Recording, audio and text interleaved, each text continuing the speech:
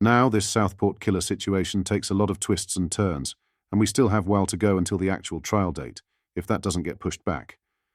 In today's video, we will be going over the shocking twist that has emerged. But first, hit the like button and subscribe to the channel and join our fast-growing community. Just a quick one to say we have new Stuck Farmer t-shirts available on our store. Go grab them now. They are available at britishstand.com or check the link in the description. There's been so much going on with this story. So many twists, turns, and new revelations. Honestly, it feels unreal at times. The latest update comes from Andre Walker. For those who don't know, Andre is a broadcaster on talk radio and runs his own YouTube channel. He's been covering this case, and after hearing what he had to say, I thought I'd share my thoughts too. Now, according to Andre, the lawyers representing the Southport suspect are trying to get the case dismissed. Their reasoning? They claim the negative media coverage is prejudicing the trial. Now, let's be clear. I don't see this happening. Not with a case this serious. It simply wouldn't be allowed. But let's entertain this for a moment. If by some miracle, or rather some disaster, this case got dismissed, can you imagine the chaos? The country would be in uproar, protests, riots. That'd just be the start. The government would have to step in, maybe even declare a state of emergency. It'd be absolute bedlam. I know no respectable British lawyer would genuinely push for something like this. But the kind of defense team this guy probably has. They'd try anything, play the race card, claim bias from media coverage, whatever it takes to get him off the hook. And honestly, it's disgusting. Let's not forget, though, what really matters in court. The evidence. Judges always tell the jury to ignore anything they've heard outside the courtroom. It's what's presented in court that counts. The chatter on social media or in the papers doesn't have any bearing on the actual case. What we do know is this. The suspect was found with the so-called jihadi guide at his property, and he's accused of committing an unimaginably horrific crime, stabbing 3 innocent little girls. You don't just walk away from something like that. No judge would allow it. The very idea is ludicrous, and it shows how desperate his defense team must be if they're even considering this. But just imagine for a second if he did get off. Picture the reaction of the victims' families. Think about the public's outrage. The streets wouldn't be safe. Not for him, not for anyone.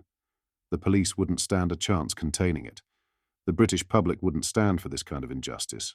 And honestly, they'd be right not to. At the end of the day, this guy isn't walking free. It's not happening. But the fact that this is even being discussed is a testament to how twisted and desperate this situation has become. Let's just hope justice is served, and served properly. What are your thoughts on this? Let me know in the comments. In some other news, a grieving brother has spoken out after council contractors threw away his deceased siblings' belongings before he had a chance to collect them. Simon Byrne was devastated when he learned that most of his brother Chris's possessions, including irreplaceable memories, had been discarded from his temporary council accommodation. Chris, who tragically died from a drug overdose at the age of 29, had been living in a property managed by Brighton and Hove City Council. Simon had made arrangements with the council to collect Chris's belongings, but when he arrived at the property, he discovered it had already been cleared out. All that remained was a small suitcase in the caretaker's building. The rest of his things, including bracelets and other personal items, were thrown into a skip. I wasn't given any chance to go through them, Simon explained. The experience of sifting through a skip for what was left of his brother's life was humiliating, leaving Simon with almost nothing to remember his sibling by. Simon expressed his frustration, saying, "Councils will store belongings for tenants who are alive, but when tenants die, it's as if they never existed." His case has sparked broader concerns about how local councils across the UK handle the belongings of deceased tenants. There is a lack of consistency in how different councils deal with these situations, with some requiring next of kin to provide a grant of probate before accessing the property, a legal process that can take up to 16 weeks.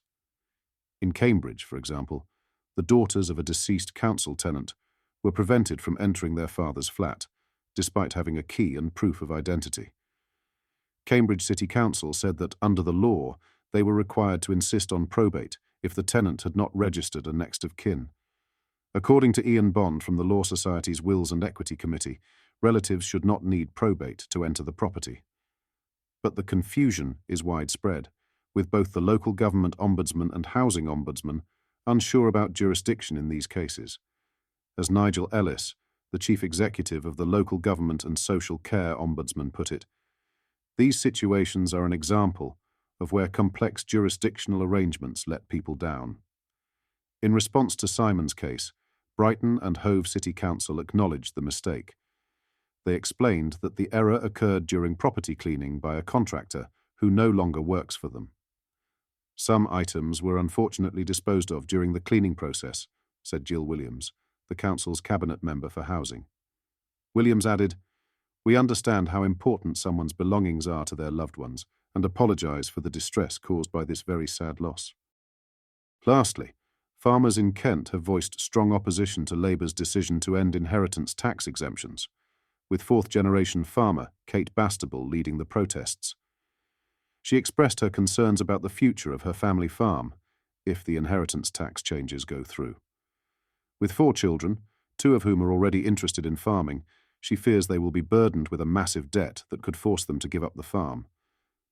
Bastable described the situation as heartbreaking, explaining that many farmers felt betrayed after Labour had previously promised not to raise taxes on working people.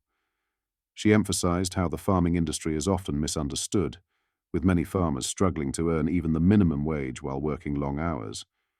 Despite owning the farm for just 8 years, Bastable and her family had invested heavily in it, taking out a mortgage and borrowing money to develop the land and equipment for future generations. However, the inheritance tax could make it impossible to pass the farm on intact, she warned. Ben Townsend, a tenant farmer, echoed her concerns, pointing out that the tax would have a ripple effect across the industry, impacting farmers whether or not they own their land. He stressed that farming is the backbone of the UK economy, and without it, no other industries could thrive.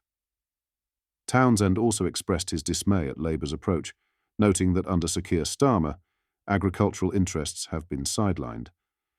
Bastable remains sceptical that Labour will reverse the decision, suggesting that Rachel Reeves, who proposed the tax changes, is aware of her mistake but lacks the courage to acknowledge it. "The ball's in their court now," Bastable said, as she and other farmers continue to fight for their livelihoods. What are your thoughts on what we discussed in today's video? Let me know down in the comments section below. If you've not yet already, make sure you do drop a like on this video and subscribe to the channel for more British political content. Thank you, take care, goodbye.